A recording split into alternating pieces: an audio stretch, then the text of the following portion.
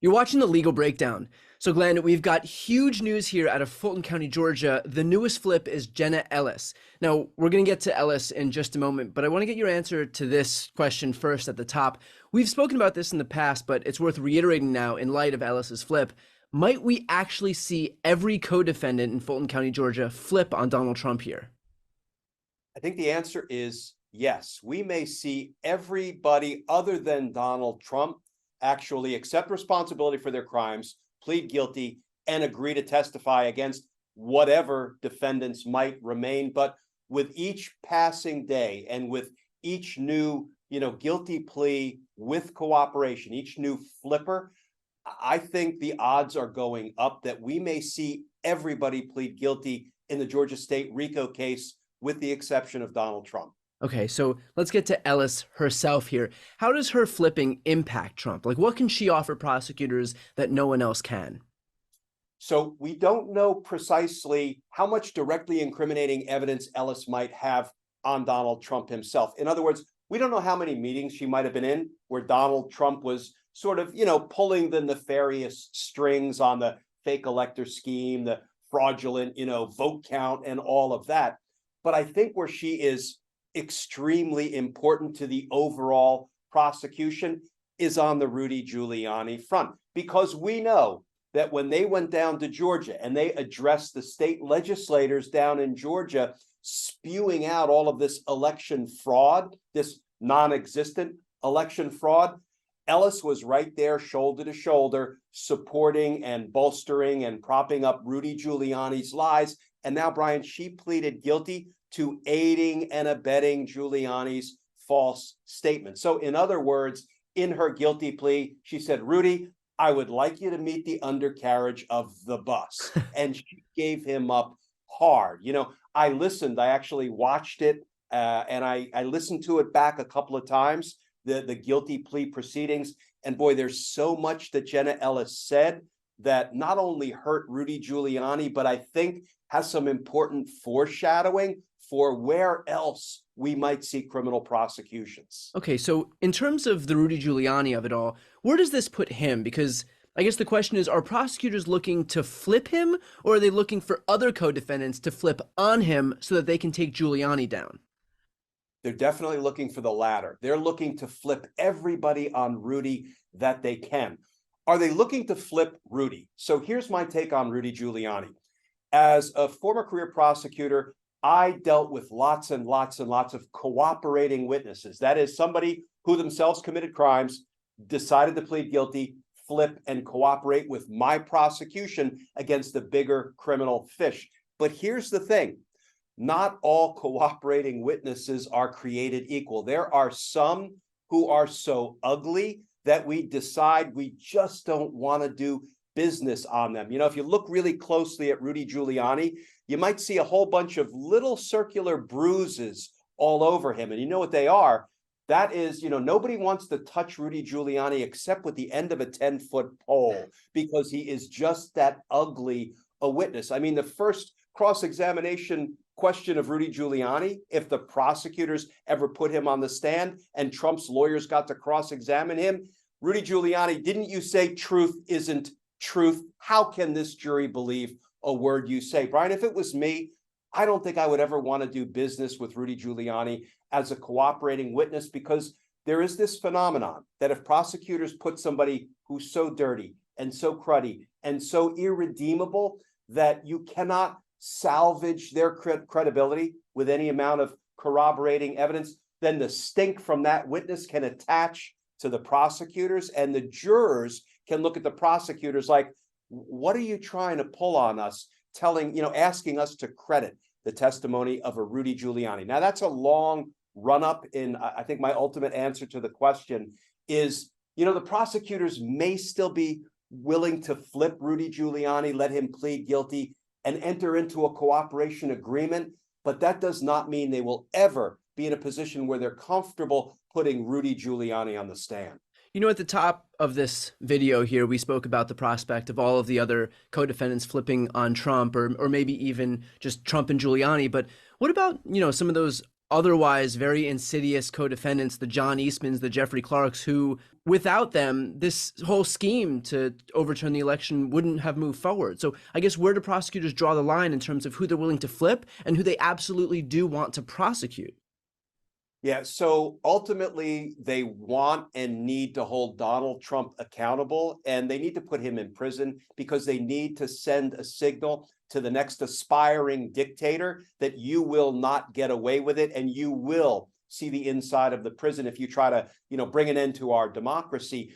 But I think everybody from Trump on down is a slightly different story. Now, I believe that many of them will see the inside of a prison. And I think Jack Smith, more than anybody else, will appreciate the need to deter the sort of corruption at the upper echelons of government, like the Mark Meadows, the John Eastmans, the Jeffrey Clarks, the Rudy Giulianis.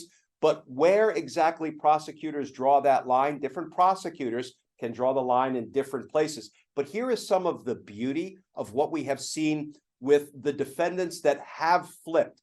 And it really highlights the wisdom of Fani Willis's tactical approach and the way she brought this big, sweeping 19 co-defendant RICO case, because she got a guilty plea she flipped Kenneth Chesbrough. Who can he most directly give her? Well, the John Eastmans of the world, because these were the two who were kind of the architects of the fake elector scheme. She flipped Sidney Powell. Sidney Powell is going to be instrumental in providing incriminating evidence against Rudy Giuliani, because they were both out there bringing these bogus lawsuits across the country, trying to undermine the election's results. And she can also bring incriminating evidence to the prosecutors about Donald Trump, because she was in the Oval Office for some of these meetings when they were cooking up this nefarious plot. And now she broke Jenna Ellis, brought her on board as a cooperating witness. That is, again, somebody who she's going to be able to use to leverage Rudy Giuliani. So she has a tactical plan. She has an overarching strategy, and she seems to be kind of moving through it in what makes a lot of sense to me as a former career prosecutor. And by the way, just to build on exactly that, her first flip was Scott Hall, which was somebody who was instrumental in the whole Coffee County voting machines scheme, and that was instrumental in getting Sidney Powell, who was also involved in that very scheme. So the way she's doing it, to your exact point, is very tactical, and it's working out in exactly the way that I guess she would imagine it would. Glenn, would prosecutors ever offer Donald Trump a plea deal, or is that not on the table because the whole point of these deals is to be able to prosecute Trump to the fullest extent of the law?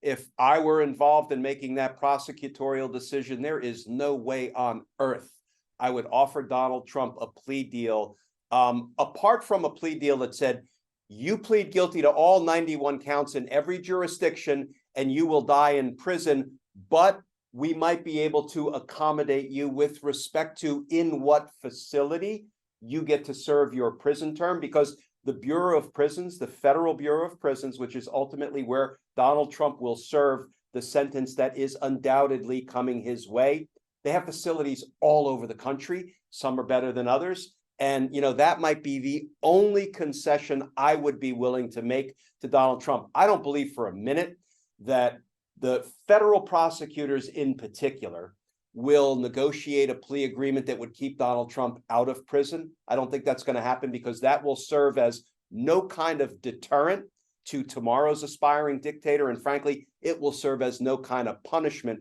for Donald Trump. I do not think they'll let him get away with home detention, because as we've discussed before, that's basically sentencing somebody to, binge watch Netflix and order DoorDash. That's no kind of punishment for somebody who tried to bring an end to the American experiment. So I don't think the prosecutors are all that interested in negotiating a plea deal with Donald Trump. I think they're going to try to negotiate plea deals with everybody else to ensure that they can hold Donald Trump accountable for his crimes. Yeah, if being sentenced to staying at home and watching Netflix and ordering DoorDash was the punishment for some major crime, man, I can just go out and commit Grand Theft Auto every day.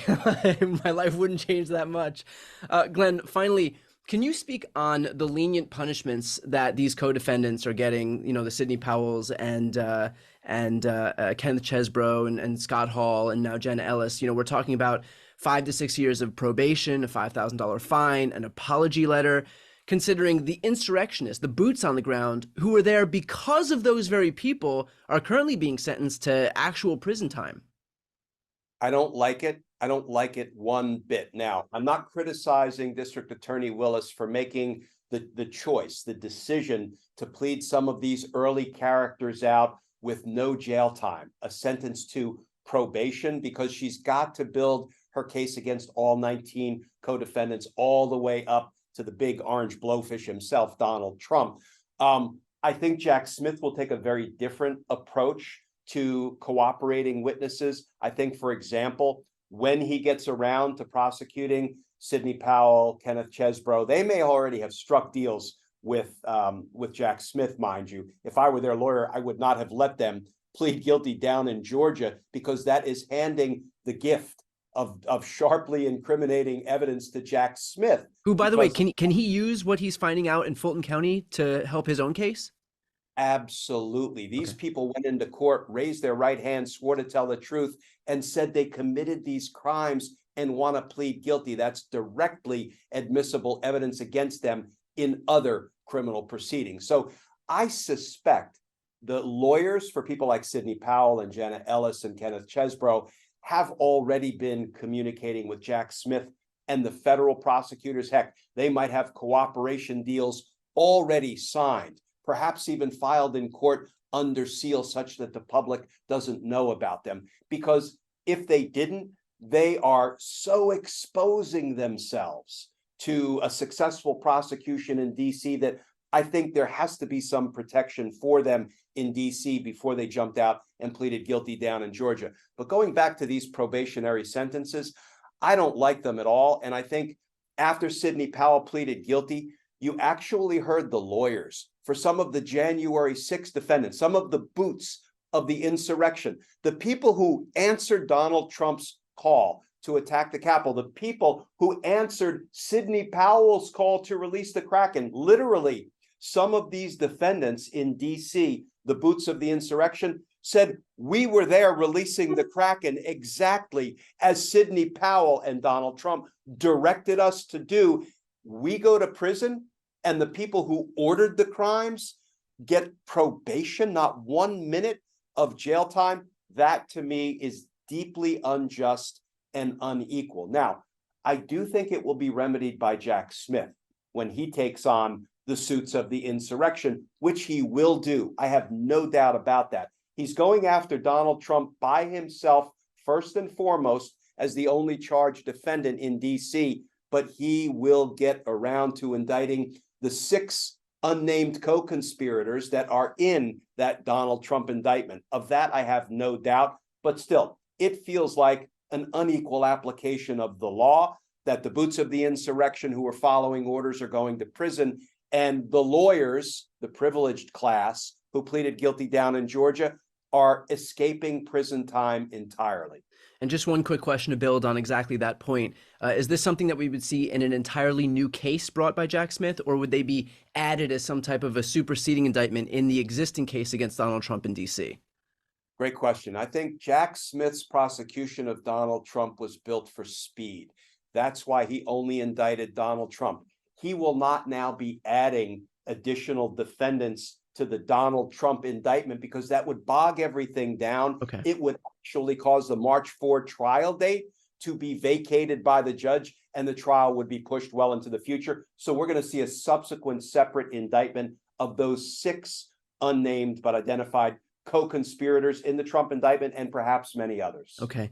Obviously, a lot to stay on top of here, especially given how quickly things are moving in Fulton County with one flip after the next. These dominoes are falling.